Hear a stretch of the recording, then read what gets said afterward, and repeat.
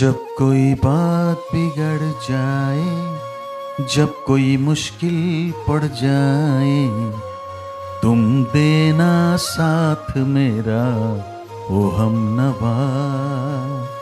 न कोई है न कोई था जिंदगी में तुम्हारे सिवा, तुम देना साथ मेरा ओ हमनवा। तुम देना साथ मेरा ओ हम नवा। गाना मेरा बहुत दिल के करीब है। ये हम सबके लिए गा सकते हैं, भगवान के लिए, माता पिता, भाई बहन, अपना पत्नी, सब कुछ। हमारी सबसे प्रार्थना रहती है कि हमारी जो श्वासें हैं बहुत कीमती हैं। जैसे आपने 50 वर्ष में जो ऐश्वर्य कमाया और आपकी अंतिम श्वास हो, आप पूरी लगा दें कि मैं 50 वर्ष की पूरी संपत्ति देता हूँ, 5 श्वासें और बढ़ा दीजिए, तो नहीं बढ़ेंगी। ऐसी कीमती श्वासों में यदि हम भगवान का नाम स्मरण करना शुरू कर दें तो हमारा जीवन धन्य हो जाए।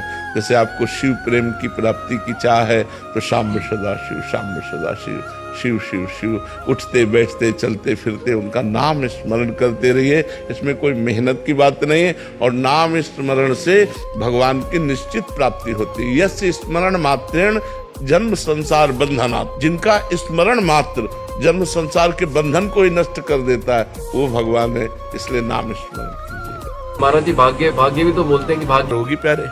एक संत एक गांव में गए तो सब लोग आए, महाराज भिक्षा पालो। तो उनका जो 100 यज्ञ करेगा कर चुका है, उसी 100 यज्ञ बहुत बड़ी बात होती है। वो तो 100 यज्ञ करने वाला देवराज इंद्र की पदवी को प्राप्त होता है। अब गांव से पहले ये था कि कोई भूखा ना जाए, अतिथि भूखा न जाए, संत भूखा न जाए, बड़ी मर्यादाएं थी। तो एक नववधू थी, वो सत्संग जाया करती थी। उसने कहा हम महाराज को भोजन पाएंगे। भोजन लेके गई, वो महाराज ने देखा, बोले बच्चा तुम्हारी नई अवस्था है, अभी 100 यज्ञ कैसे कर लिए? बोले महाराज 100 तो बहुत कम होती है। अगर संत दर्श को चालिए तज माया अभिमान, ज्यों ज्यों पग आगे बढ़े कोटिन यज्ञ पाती। क्योंकि सत्संगी थी।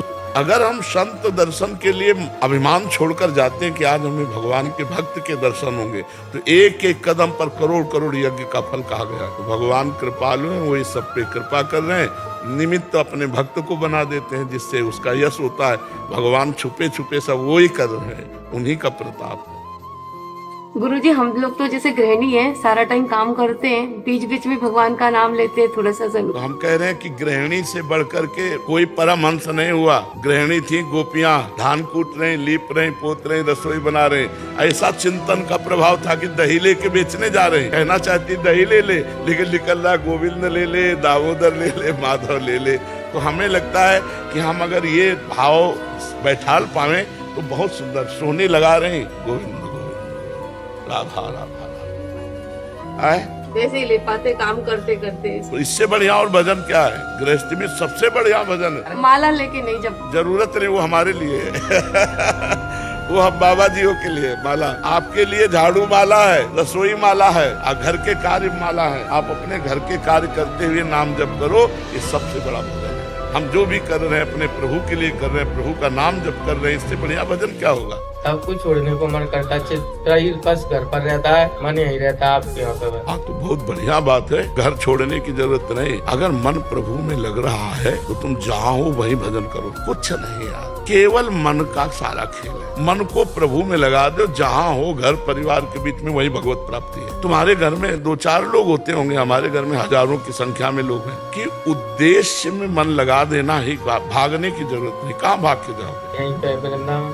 तो अगर तुम्हारा मन वृंदावन में प्रिया प्रीतम में नहीं लगा तो हमें लगता है उतना ठीक नहीं जितना वहाँ से लग के वृंदावन में मन लग रहा है। वृंदावन में आओगे तब देखोगे तुम्हारा मन कहाँ लगता है। मंदिर में रहकर सिर्फ आपका ही चित्र लगता है गुरु के पास। तो तुम जहाँ हो वहीं ठीक हो। हमारी बात मान लो। अपने परिवार में बड़े वृद्ध हो, उनकी सेवा करो, मेहनत करके कमाओ, परिवार का पोषण करो, नाम जप करो, चिंतन करो। वृंदावन का बढ़िया बात है। और वृंदावन में आके बुद्धि संसार में लग गई, गया मामला। समझ लो, हम बहुत पक्की बात उनसे कहते हैं, खूब अनुभव की बात कहते हैं। कोई किसी भगवान की मूर्ति को चाहे सोने या चांदी का हो, जब साफ कराने या बेचने लाता है, गलाने के लिए कहता है, तो मन बहुत दुखी एवं विचलित होने लगता है। क्या किया जाए महाराज जी ऐसे में? हम एक उपासक हैं, हम अपने उपास्य देव की चाहे जितनी मूर्तियां हों, हम ऐसा करने का नहीं कर सकते। बिल्कुल नहीं कह सकते। और ऐसा नहीं होना चाहिए कि हमारे भगवान मूर्तियों को गलाया जाए, अष्टधातु की हो या सोने की केवल हो। वो कैसे लोग हैं निर्दयी हृदय, जिन्होंने अभी तक पूजा में रखा अब उनको बेच दिया। और वो कैसे हृदय हैं जो भगवान के उस रूप को गलाते, फिर तभी हानि होती है, अपराध लगता है, तभी भी पूरी की पूरी दुकान बर्बाद हो जाती है। आग लग गई, चोरी कर ले गए या कोई घटना घट गई, ये अपराध है, ऐसा नहीं होना चाहिए। हम चूंकि एक उपासक है ना, हम कोई व्यापारी तो है नहीं, तो हम वही बात तुम्हें बताएंगे जो अध्यात्म में आपका मंगल करेगी। अब आगे की रास्ता आप देखो कि आप कैसे चलोगे। महाराज जी, मेरे कार्य क्षेत्र में कुछ लोग जो पहले आध्यात्मिक मार्ग का मजाक उड़ाते थे, मुझे राधा बॉय कह के चढ़ाते थे, अब मेरे पास क्या यार सौभाग्य है यार, अब तो तरसते कि ऐसा कोई बोले। अभी मेरे पास आकर वे नशा और मांसाहार छोड़ने की कोशिश कर रहे हैं, मुझसे प्रसाद मांगते हैं, मेरे साथ भोजन करना चाहते हैं। जब कोई उपहास करता है तो अपने लोगों को यही कहता है, बड़े भगत बनते हैं। इसमें हमारे गर्व की बात है कि भगवान से जोड़ दिया, हम बड़ा भगवान का भगत बनता है। कितनी बढ़िया बात सम्मान की कही, पर हमको बुरा लगता है क्योंकि हम अर्थ नहीं समझ पाते उसका।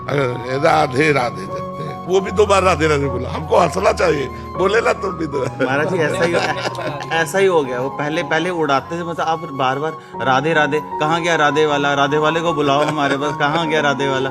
धीरे धीरे सब पर भगवान की कृपा हो, सब स्वस्थ रहें, सब भगवान का आश्रय लेकर गंदे आचरणों से बचें, तभी जीवन सार्थक रहेगा। ये गंदी बातों में तो जीवन सार्थक नहीं होना है। मैं ये सुना कि आप हमेशा मथुरा में ही रहते हैं। हाँ, वृंदावन में। हाँ, आपको कभी ऐसा नहीं लगता कि घूमना चाहिए या ऐसा? प्रिया प्रीतम की समीपता, तो और कुछ देखने का मन नहीं होता। ऐसा कुछ हो गया है कि वृंदावन के बाहर जाने की बात सुनकर एकदम प्राण व्याकुल हुए। नहीं हम जी नहीं सकते, सुनकर जाने की तो बात जाने दो। नजरों से नजरें नहीं हटती, नजारे हैं।